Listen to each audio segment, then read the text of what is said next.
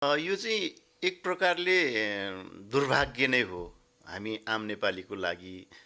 कृषि विश्वविद्यालयको माटोमा कङ्क्रिट निर्माण गरेर त्यो एउटा केही राजनीतिक स्वार्थहरू हुन सक्लान् अथवा राजनीतिक स्वार्थले प्रेरित भएर त्यो चाहिँ एक प्रकारको षड्यन्त्र हुनसक्छ मेरो विचारमा। अवश्य पनि क्रिकेट रङ्गशालाको लागि अरू बाँझा जमिनहरू पनि खोज्न सकिन्थ्यो, चौरोहरू खोज्न सकिन्थ्यो, अथवा जङ्गलमा रुख नभएका ठाउँहरूमा जङ्गललाई पनि प्रयोग गर्न सकिन्थ्यो। त्यसरी त्यो कृषि विश्वविद्यालयको घाँस उत्पादन क्षेत्र, चरण क्षेत्रलाई उपयोग गरेर रङ्गशाला बनाउनु चाहिँ उचित थिएन र त्यो गलत नियतले चालिएको कदम हो। सूर्यले के दिन्छ भन्दा ताप दिन्छ कि उज्यालो दिन्छ कि। सूर्यको धर्म त्यो हो। सूर्यको धर्म हावा दिने होइन कि। त्यसकारण कलाकारको धर्म के हो त्यसरी बुझ्नुपर्छ हामीले। कलाकारको धर्म ठेक्का लिएर चाहिँ विकास निर्माणमा जाने होइन। बिना टेन्डरको ठेक्का भन्दा पनि फरक पर्दैन यसलाई त। धुर्मु सुन्तली रुने भनेको त अब उहाँहरू कलाकार त्यो रुन सक्नुहुन्छ, हाँस्न सक्नुहुन्छ, हँसाउन सक्नुहुन्छ, रुवाउन सक्नुहुन्छ। त्यो उहाँहरूको क्षमताले जे पनि गर्न सक्नुहुन्छ। कलाकारले जे पनि गर्छ नि। टुँडिखेलको सट्टा भर्ना चाहिँ अर्को एउटा कुनै जिल्लामा दिन्छु, टुँडिखेलमा म चाहिँ यो विषयमा चाहिँ एउटा रङ्गशाला निर्माण गर्छु भनेर हुन्छ र भनेको। टुँडिखेलको विकल्प हुनै सक्दैन। अथवा कृषि क्याम्पसको विकल्प त्यही मात्रै हो कि। र रह्यो धुर्मु सुन्तलीको कुरा, एउटा उचाइमा पुग्नको लागि चाहिँ के हुन्छ भने पाइला पाइला पाइला पाइला हुन्छ कि। आधार शिविरबाट सगरमाथा चढ्ने हो भने क्याम्प 1 जानुपर्छ, क्याम्प 2 जानुपर्छ, क्याम्प 3 जानुपर्छ र क्याम्प 4 पछाडि चाहिँ अनि टुप्पोमा पुगिन्छ। उहाँहरू चाहिँ आधार शिविरमा पुग्नु भएको थियो र एकैचोटि चुचुरोमा चढ्न खोज्नुभयो र बिचमा चाहिँ अब अहिले अक्सिजन अभाव हुँदैछ। त्यहाँनिर किन गलत नियत छ भनेर चाहिँ एकदमै स्पष्ट देखिन्छ। त्यहाँनिर हामीले आम मान्छे, नजाने मान्छेहरूले चाहिँ फोटो हेर्न सक्नुहुन्छ। जुन अहिले निर्माण भइराखेको क्रिकेट रङ्गशाला नजिकै अर्को क्रिकेट रङ्गशाला छ जुन चाहिँ 10 बिघा जमिन चाहिँ प्रयोग भइरहेछ। हामीले असल नियत हुन्थ्यो भने त्यही रङ्गशालालाई चाहिँ ठड्याउन सक्थ्यौँ कि। मजदुर गरिबसँग 500 उठाएर रङ्गशाला बनाउने कि उनीहरूलाई उपचार गर्ने अस्पताल बनाउने, त्यो प्रश्न गर्न मन लाग्छ मलाई। आज हामी यहाँका बिचमा एउटा यस्ता व्यक्तित्वलाई उपस्थित गराएका छौँ। उहाँ हाम्रो फ्रेममा हुनुहुन्छ। तपाईँहरू धेरैले त चिन्नुभएको होला, तर नयाँ दर्शकहरू कतिले चिन्नु पनि भएको छैन होला। 11 वर्ष चाहिँ विश्वमा नेपाल र नेपालीलाई चिनाउन साइकलको जुन त्यो यात्राबाट विश्व भ्रमण गर्नुहुने, सँगसँगै उहाँले सगरमाथा पनि विजय प्राप्त गर्नुभएका पुष्कर शाहजी, जो दोलखामा जन्मिएर पनि जन्मथलो नेपाललाई नेपाली हुँ भन्ने गौरवका साथ यो साइकल यात्री गर्नुभएका पुष्कर शाहजी हाम्रो बिचमा हुन्छ। स्वागत छ यहाँलाई। हजुर, धन्यवाद। आराम हुनुहुन्छ? ठिक छ। अनि कसरी दिनहरू बित्दैछन्? त्यति लामो यात्रापछि सायद आराम गर्दै हुनुहुन्छ कि के छ? आराम होइन, अब आफ्नो जीवन प्रक्रिया चलिरहेछ। साइकल सम्बन्धी क्रियाकलापहरू भइरहेछ। के गर्नुहुन्छ हिजो आज? हामी चाहिँ साइकल मैत्री सहरहरू हुनुपर्छ भनेर साइकल आन्दोलनमा छौँ। भनेपछि अहिले जस्तो एउटा शनिबारको दिन आयो भने धेरै साइकल यात्रीहरूले वरिपरका काठमाडौँभित्रका पनि धेरै दृश्यावलोकनको लागि हिँड्नुहुन्छ होइन? त्यस्तो पनि तपाईँहरूकै यात्रा हो? पछिल्लो समय युवा पुस्ताहरूमा अथवा आम मान्छेहरूमा चाहिँ स्वस्थ रहनुपर्छ भन्ने चेतना बिस्तारै बढ्दै गइराखेको छ र त्यही अनुरूप चाहिँ मान्छेहरू साइकलबाट चाहिँ घुम्न निस्कने प्रचलन बढिराखेको छ। जस्तो काठमाडौँ उपत्यकाको पनि ललितपुर महानगरपालिकाले साइकल मैत्री बाटो पनि निर्माण गर्यो होइन? त नाम मात्रको बाटो, तर त्यहाँ त गाडी रोकिन्छ, यसो हेर्दा टाँसिएका छ, साइकल देखाइन्छ। अनि त्यस्तो चाहिँ के भइरह्यो होला? यसो तपाईँहरू पनि लाग्नु भएको छ नि? त्यो हाम्रै पहलमा, साइकल यात्रीहरूकै पहलमा चाहिँ नगरपालिकाले एउटा हामीसँग सहकार्य गरेको हो। साइकल लेनहरू बनाउनु पर्छ भनेर ललितपुर महानगरपालिका अहिले एउटा लागिराखेको छ। अब हामी कहाँ चाहिँ भर्खरै साइकल लेन भनेर 2-4 महिना अगाडि मात्रै देख्यौँ कि, त्यही भएर चाहिँ मान्छेहरूलाई त्यो साइकल लेन हो, यो हरियो रङ लागेको ठाउँमा हामीले पार्किङ गर्नु हुँदैन, गाडी त्यहाँमाथि कुदाउनु हुँदैन भन्ने चेतनाको विकास हुन अथवा नियम बनाउन केही समय लाग्छ। यो नियमनकारी निकायले पनि ध्यान दियो भने भोलिका दिन सुन्दर रूपमा साइकल पनि सँगै कुदेको देख्न पाउँछौँ। अवश्य पनि अब स्थानीय सरकारले चाह्यो भने त्यो सम्भव छ। जस्तो त्रिभुवन अन्तर्राष्ट्रिय विमानस्थलको भागमा पनि साइकल लेन भनेर बनेको छ होइन, कस्तो यो अब चाहिँ कस्तो किसिमको यो साइकल लेन चाहिँ त्यसको अलिकति फेरि त बताइदिनुहोस् न। होइन, साइकल लेन किन आवश्यकता छ भन्ने कुराहरू चाहिँ अहिले भर्खरै हामी आजैको मात्रै पनि कुरा गर्ने हो भने काठमाडौँ सहर संसारको सबैभन्दा प्रदूषित सहरमा घोषणा भएको छ, आजैकै कुरा गर्नुहुन्छ भने। त्यसकारण सहरलाई स्वस्थ राख्न, सहरलाई कार्बन डाइअक्साइडबाट कमभन्दा कम मुक्त गराउनको लागि चाहिँ साइकलको आवश्यकता छ। जस्तो काठमाडौँको कुरा गर्ने हो भने काठमाडौँ चाहिँ एउटा कचौरा जस्तै छ कि, यो पहाडले घेरिएको, र काठमाडौँ उपत्यकामा उत्पादन भएको कार्बन डाइअक्साइड चाहिँ यहाँको ओजन तहभन्दा बाहिर सजिलै निस्कन सक्दैन र यहीको ओजन तहमा बसिराखेको हुन्छ। त्यसकारण त्यो एकदमै प्रष्टसँग पखालिन नष्ट हुनको लागि चाहिँ असार साउन भदौ मात्रै 3 महिनामा मात्रै अलिकति सफा हुन्छ यहाँको, अरू 9 महिना चाहिँ सजिलैसँग यहाँको कार्बन डाइअक्साइड हामीले नै जबरजस्ती भनौँ न खपत गर्नु परिरहेको हुन्छ। त्यही भएर चाहिँ काठमाडौँ चाहिँ अब अहिले चाहिँ संसारकै सबभन्दा प्रदूषित सहरमा आइरहेछ। जस्तो भनाइ नै छ नि, काठमाडौँमा बिहानको मर्निङ वाक निक्लिनु भनेको रोगको भारी बोकेर आउनु हो होइन, किनभने रातभरिको झन् जम्मा भएर झन् बसिरहेको हुन्छ। भनेपछि साइकल मैत्री साँच्चै नै महत्त्वपूर्ण छ। साइकल चाहिँ हाम्रो जीवनमा 3टा कुराहरू प्रभाव पार्छ। पहिलो कुरो चाहिँ तपाईँको स्वास्थ्य भन्छौँ नि, हामी स्वस्थ रहनको लागि साइकल कुदाउनुपर्छ। जस्तो प्याडलिङ गर्छौँ हामी, घर स्कुल, घर कलेज, घर बजार अथवा घर पार्कमा साइक्लिङ गऱ्यौँ भने दिनमा 10, 15, 20 किलोमिटर प्याडलिङ गर्छौँ। प्याडलिङ गर्दाखेरि हाम्रो पैतालादेखि शिरसम्म चाहिँ त्यो नसाहरू चाहिँ तन्दुरुस्त रहन्छन् र हामीलाई हेल्थ क्लबहरू गइरहनु पर्दैन। अर्को कुरा आर्थिक हुन्छ। जस्तो साइकल कुदाउने हो भने तपाईँलाई दिनमा 1 लिटर पेट्रोल चाहिँदैन। 1 लिटर पेट्रोल नचाहिनु भनेको तपाईँलाई अहिलेको हिसाबमा 120 रुपियाँ चाहिँदैन। 120 रुपियाँ बचत हुन्छ। त्यो 120 रुपियाँ बचत हुनु भनेको महिनामा 3600 रुपियाँ बचत हुन्छ। 3600 रुपियाँ बचत हुनु भनेको घरमा आमालाई अथवा श्रीमतीलाई 2 सिलिन्डर ग्यास आउँछ। आर्थिक हिसाबले 1 लिटर पेट्रोल बराबर निस्कने कार्बन डाइअक्साइडलाई खपत गर्न 5 देखि 6वटा रुख चाहिन्छ। भनेको साइकल कुदाउनु भनेको पेट्रोल नबाल्नु भनेको रुख रोप्नु जस्तै हो, वातावरण। भनेपछि पुष्करजीले भने जस्तै यो त एउटा पाटो हो नै होइन, यो शारीरिक रूपमा स्वस्थ हुन पनि महत्त्वपूर्ण साइकल रह्यो, खेलकुद पनि एउटा माध्यम हो होइन। भर्खरै अहिले एउटा ठुलो विवाद आइरहेको छ, चितवन यहाँ पनि अवगत हुनुहुन्छ। चितवनमा धुर्म सुन्तल फाउन्डेसनले निर्माण गरेको गौतम बुद्ध अन्तर्राष्ट्रिय क्रिकेट रङ्गशाला भनियो, जहाँ चन्दाकै भरमा बनाउँछु भन्ने महत्त्वाकाङ्क्षी भयो। यो के हो, सम्भव हुन्छ? सम्भव नहुने भन्ने त केही पनि भएन। संसारमा असम्भव भन्ने कुरा त केही पनि छैन। तर त्यसलाई कहिलेसम्म पुरा गर्ने भन्ने कुरा पनि हुन्छ। जस्तो देशको एउटा मात्र कृषि तथा पशु क्याम्प विश्वविद्यालय, जुन विश्वविद्यालयको जग्गा मासियो भन्ने कुरा उठेको छ होइन। त्यो देश त कृषि प्रधान देश पनि भनिन्थ्यो नि हामीले।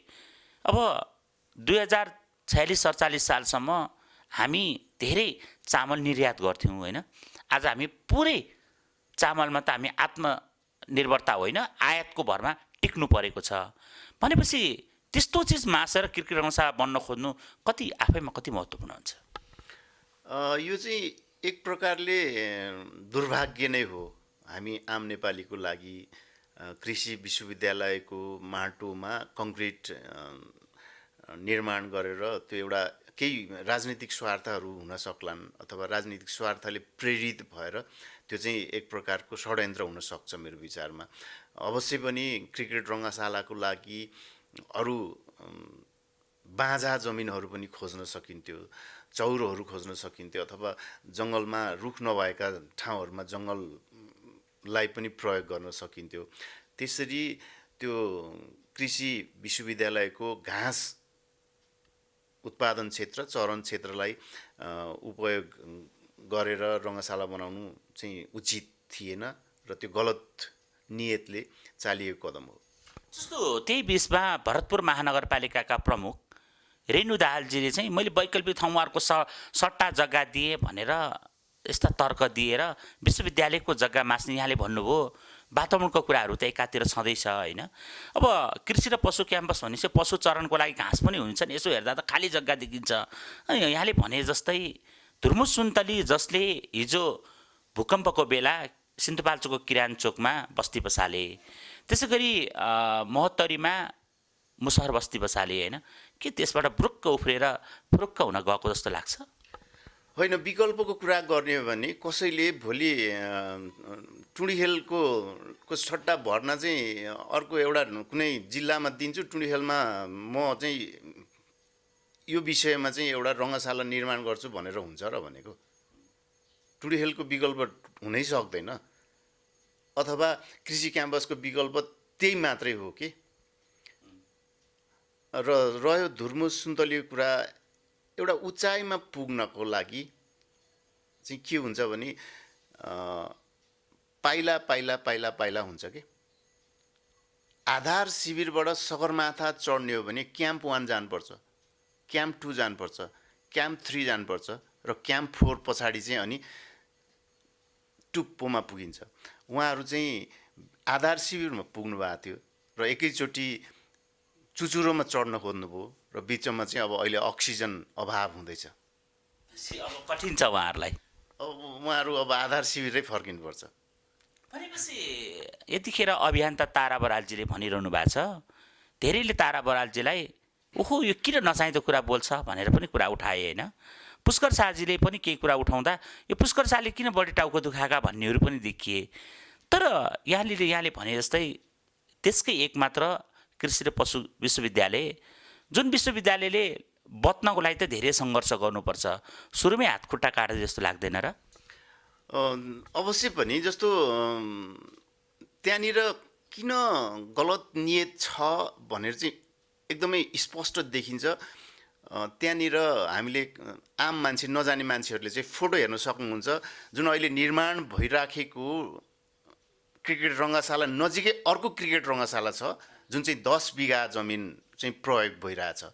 हामीले असल नियत हुन्थ्यो भने त्यही रङ्गशालालाई चाहिँ ठड्याउन सक्थ्यौँ कि।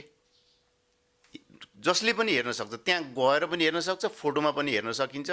त्यहाँ त्यो रङ्गशाला कहिले निर्माण भएको चाहिँ थाहा छैन, तर त्यतिकै अहिलेसम्म त्यहाँ एउटा बल हानिएको छैन, त्यो ब्याटले भुइँ छोएको छैन भने पछाडि अब त्यो अर्को तीसँगै अर्को रङ्गशालाको आवश्यकता के भयो कि, किन भयो भनेर त आम मान्छेले प्रष्ट बुझ्न सक्छ नि। जस्तो काठमाडौँकै पनि कागेश्वरी मनोरा नगरपालिकाको मूलपानीमा अन्तर्राष्ट्रिय स्तरको रङ्गशाला बन्यो 2-2वटा होइन, तर प्रयोगविहीन अवस्थामा छ, जहाँ 90% निर्माण सम्पन्न भएको छ। अब चितवन जान सक्ने धुर्मु सुन्तलीले यसो सानो ध्यान दिएको भए यो रङ्गशाला सञ्चालनमा हुन्थ्यो। जस्तो यहाँले भने चाहिँ चितवनमा रङ्गशाला हुँदाहुँदै त्यो भयो होइन। त्यो जस्तो नेपाल क्रिकेट सङ्घ क्यानले चाहिँ त्रिभुवन विश्वविद्यालय नै जहिले ताक्छ क्या। अहिले पनि कृषि तथा पशु विश्वविद्यालयको जग्गा त त्रिभुवन विश्वविद्यालयकै नाममा छ, घोषणा भयो विश्वविद्यालय, तर त्रिभुवन विश्वविद्यालयकै उसमा छ। कीर्तिपुरमा पनि विश्वविद्यालयकै ठाउँ ताकिरहेको हुन्छ होइन। किन यति धेरै विश्वविद्यालयतिर गयो होला, कस्तो लाग्छ? यहाँ एउटा युवा पनि हुनुहुन्छ। होइन, त्यो राजनीतिक प्रेरित अथवा केही स्वार्थहरू लुकेको हुनसक्छ यी कुराहरूमा। जस्तो मूलपानीकै कुरा गर्नुभयो यहाँले, मूलपानीमा अहिले 10 वर्ष भयो त्यहाँ चाहिँ गाई भैँसीहरू चरिरहेको देख्न सकिन्छ हामी हेर्न गयो भने।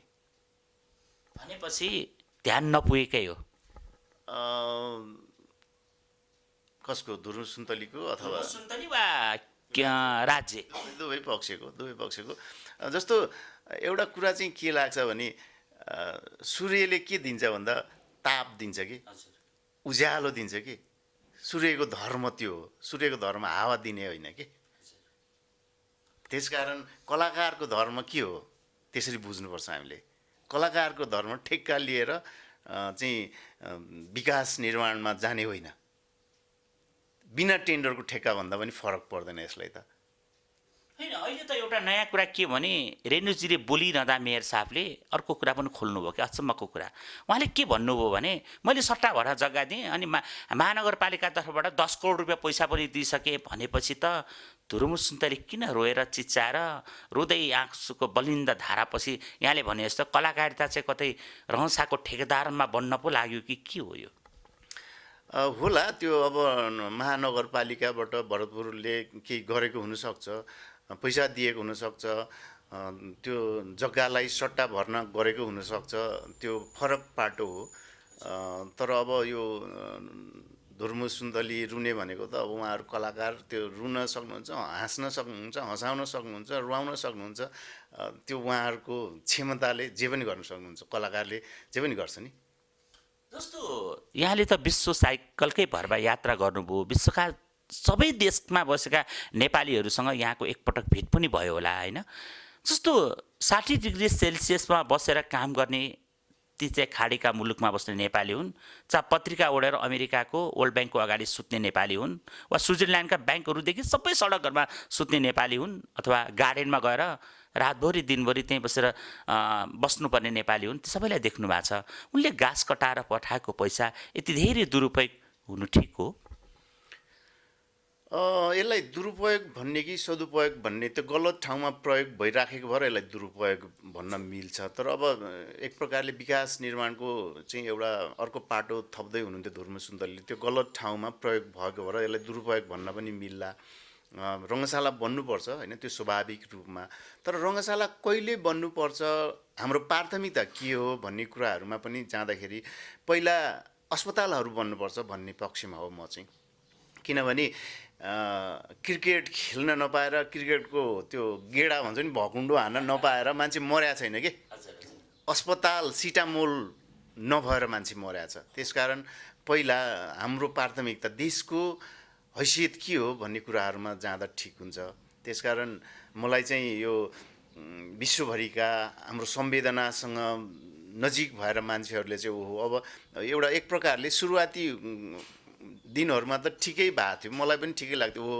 तर पछिल्लो समय यो विवादका कुराहरू आए जमिनको कुराहरू आए जमिनमा स्वामित्वको कुराहरू आए भोलि निर्माण भइसकेपछि कसको अधिकारमा जान्छ त त्यो भन्ने कुराहरू आए त्यसकारण त्यो खाडीमा बालुवामा पसिना चुहाएर दैनिक श्रम गर्ने मान्छेहरूले दिएको पैसाको सदुपयोग भइदिएन भने उसको आँसु फेरि कति सराप छ उसको आँसुले त्यसमा अहिले नै यो विवादमा आइसकेको छ मलाई चाहिँ एक प्रकारले भनियो भने जस्तो हामी मजदुर गरिबसँग 500 उठाएर रङ्गशाला बनाउने कि उनीहरूलाई उपचार गर्ने अस्पताल बनाउने त्यो प्रश्न गर्न मन लाग्छ मलाई जस्तो एउटा चर्चित पत्रकार रवि लामी छानेले अग्रसत्तामा राजकोटमा अहिले अस्पताल बनिरहेछ होइन अब यो देखाउने र चेकाउने यो राजकोटको त अस्पताल निर्माणको अन्तिम चरणमै पनि छ भन्ने कुरा आइसक्यो होइन यहाँले भने जस्तै स्वास्थ्य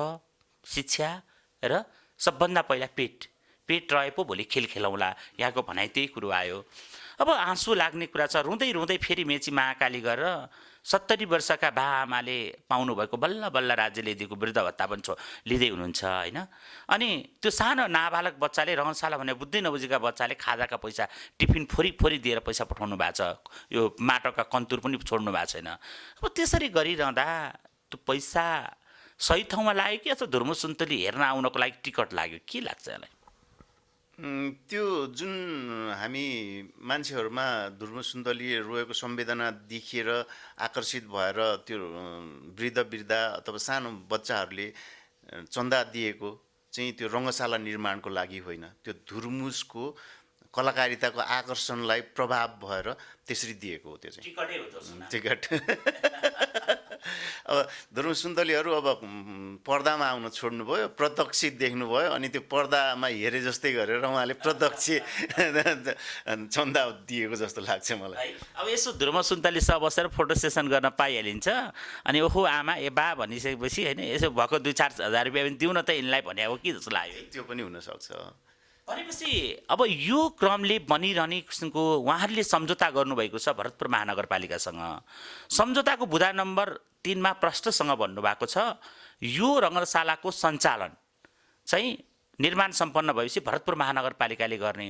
भनेस् त अब जति गर्नुभयो मैले छोडेँ भनेर हात उठाएर भरतपुरलाई जिम्मा दिएर जानुभयो भने ध्रुव सुन्तलीको आफ्नो ठाउँ बस्ला नि है।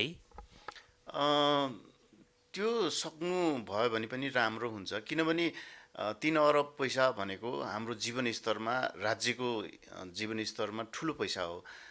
दैनिकी रूपमा यसरी मागेर यो निर्माण गर्न, जस्तो 3 अरब भन्नुभएको छ, उहाँहरूले समय तोक्नु भएको होला। त्यो समयसम्म निर्माण भएन भने त्यसको लागत बढ्न सक्छ। अब अहिले विवादमा आयो, त्यसकारण विवादमा आएको कारणले चाहिँ मान्छेहरूमा त्यो ध्रुव सुन्तली रङ्गशाला निर्माणको लागि चाहिँ मान्छेहरूको आकर्षण अथवा वितृष्णा बढ्दै गइरहेको छ। त्यसकारण यो उहाँहरूले चाहिँ महानगरपालिका अथवा सरकारलाई नै जिम्मा दिनुभयो भने त्यो राम्रो पनि हुन्छ जस्तो लाग्छ मलाई। जति गर्न सकियो गरियो, अब हामी सकेनौँ तपाईँहरूले गर्नु पर्यो भन्नुभयो भने त्यसले उचाइ बढाउला होइन। होइन ध्रुव सुन्तलीले मैले गर्नै पर्छ भन्यो भने ठेकेदारले धेरै चिचाउन सुहाउँदैन पनि भन्छन् नि होइन। होइन त्यो सम्भव छैन। त्यति पैसा त अब कति भनौँ न, दैनिकी रूपमा कति मजदुरहरू छन्, कति सिमेन्ट बालुवा इँटा दैनिक रूपमा खपत भइरहेको छ, त्यसको बिल बढिराखेकै छ होइन। भन्दा उधारो होला के होला अनेक यावत कुराहरू। त्यसकारण त्यो चन्दै उठाएर चाहिँ म एउटा सामान्य शिक्षित नागरिक हैसियतले चाहिँ देख्दिनँ त्यो सम्भव छैन। त्यो चन्दा उठाएर 10औँ वर्ष लाग्ला, 20औँ वर्ष लाग्ला। त्यो 3 अर्ब 52 करोडको महत्त्वाकांक्षी कार्यक्रम चाहिँ 1 महिना रोकिने बित्तिकै 8-10 करोडको बिल बढिहाल्छ। अवश्य पनि। भनेपछि ध्रुव सुन्तली फाउन्डेसनले निर्माण गर्दै गरेको भनेको रङ्गशालाको भविष्य उज्जवल छैन। होइन, भविष्य बनाउन सक्यो भने त होला होइन। आम मान्छेहरूको चासो होइन। अब धेरै मान्छेहरू, यो दुइटै कुरा छ, एउटा सकारात्मक पक्षहरू पनि छन्, नकारात्मक पक्षहरू पनि छन्।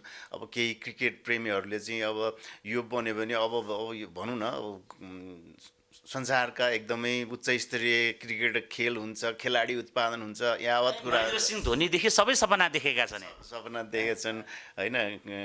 के क्रिस गेल हो कि के अब क्रिकेटका, मलाई त्यो महेन्द्र सिंह धोनी, अब मालिङ्गा सालिङ्गा होइन, त्यो सपना देखेछन्। तर अब 3 अरब लगानीको त नगद पैसा भयो।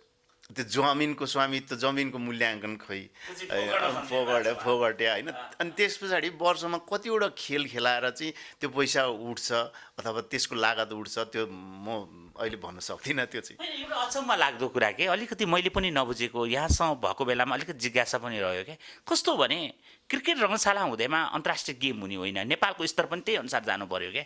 अनि पो त्यो मैत्रीपूर्ण गेम होला, अरू होला, केही होला होइन।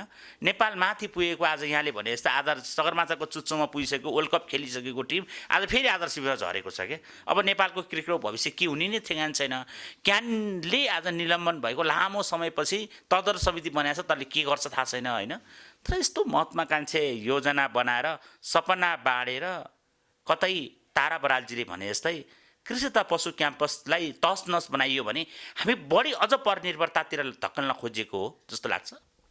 त्यो हुनसक्छ, किनभने राजनीतिक प्रेरित भएर त्यो कृषि विश्वविद्यालयलाई चाहिँ ध्वस्त बनाउने र त्यहाँका जमिनहरू, जस्तो केही कुराहरू के भइरहेछ भने त्यो जमिन 10 बिघा पहिला नै त्यहाँ अर्को एउटा रङ्गशालाले ओगटिसकेको छ, फेरि अहिले 20 बिघा फेरि अर्को रङ्गशालाले ओगटिदियो। त्यहाँनिर फेरि केही मन्दिर र गुम्बाहरूले पनि जमिन ओगट्दैछ। अनि त्यसरी त्यो विश्वविद्यालयलाई चाहिँ एउटा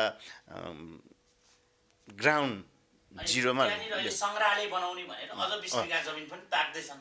अनि ग्राउन्ड जिरोमा ल्याइदिन्छ, विश्वविद्यालय ध्वस्त भयो। अनि एउटा के हुन्छ भने चामलको लागि अथवा कृषिसँग उत्पादित हुने विज्ञहरू चाहिँ अब उत्पादन हुँदैनन् होइन, जस्तो जेटिएहरू अथवा यावत कुराहरू ती उत्पादन हुँदैन। उत्पादन नभइसकेपछि कृषि राम्रो उत्पादन हुँदैन। त्यस पछाडि खानेकुराहरू भनौँ न, हरेक कुराहरू चाहिँ परनिर्भरतामा चाहिँ भूभाग चाहिँ छ, सोडानको हालत हुन्छ, खाने के भन्ने हामीलाई अनुमानै हुँदैन। खालि किनेर खानुपर्छ भन्ने चाहिँ हुन्छ, तर आफूले उत्पादन गरेर खानुपर्छ भन्ने चाहिँ ज्ञान हुन्न। एकदमै महत्त्वपूर्ण विषयमा कुराकानी भयो। धन्यवाद। समाजको आवाज.com